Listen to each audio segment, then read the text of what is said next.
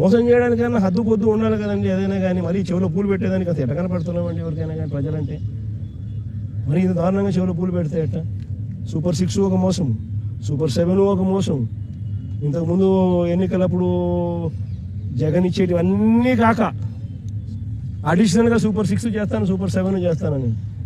ఈరోజు పలావ్ పోయింది, పెడతానన్న బిర్యానీ పోయింది. ప్రజలు పూర్తిగా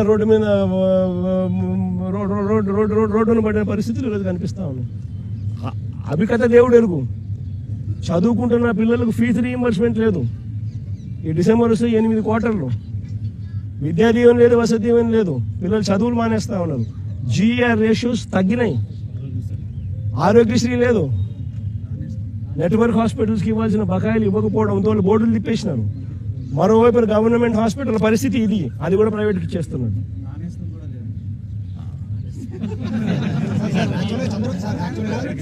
చంద్రబాబు గారు మాట్లాడినారు సార్. 500 కోట్లతో రిషికొండ ప్యాలెస్ కట్టారు, దాంతో 2 మెడికల్ కాలేజ్ కట్టారు చంద్రబాబు గారు ఆరోపణ చేస్తారు.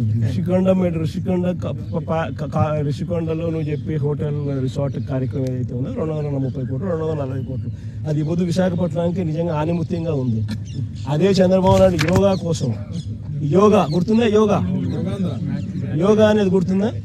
ఒక్కరోజు ప్రోగ్రామ్ యోగాకు ఖర్చు పెట్టిందంట 330 కోట్లు.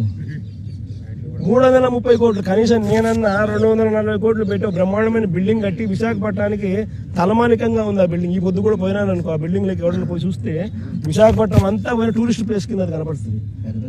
అటు పెద్ద పెద్ద వాళ్ళందరూ దాంట్లో వచ్చి నేను గవర్నర్ గారు పోయినారు అనుకో, లేదా మోడీ గారు వచ్చినారు అనుకో, లేకపోతే పుతిన్ వచ్చినాడు అనుకో, లేదా రష్యన్ ప్రెసిడెంట్ పుతిన్ వచ్చినాడు అనుకో, ఎక్కడ పెడతారు?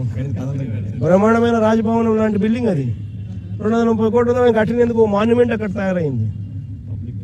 వేరే ఇక్కడ ఒకరోజు యోగా, ఒకరోజు 330 కోట్లు, 330 కోట్లు ఆవిరి. దాన్ని ఏమంటారు? స్కామ్ కాకపోతే అది నా మాటలకి అయ్యే ఖర్చు. పోయి ఆ మాటలకు ఎంత ఖర్చు పెట్టాను ఒకసారి మీకు అందరు కూడా ఏ ఉంది కదా, ఒకసారి అమెజాన్లో పోయి కొట్టండి ఒకసారి మ్యాట్ ఖర్చు ఎంత అవుతుంది, వీళ్ళు ఎంత ప్రొక్యూర్ చేసినారని చెప్పి చూస్తే 50% తక్కువ ఉంటే నన్ను అడగండి.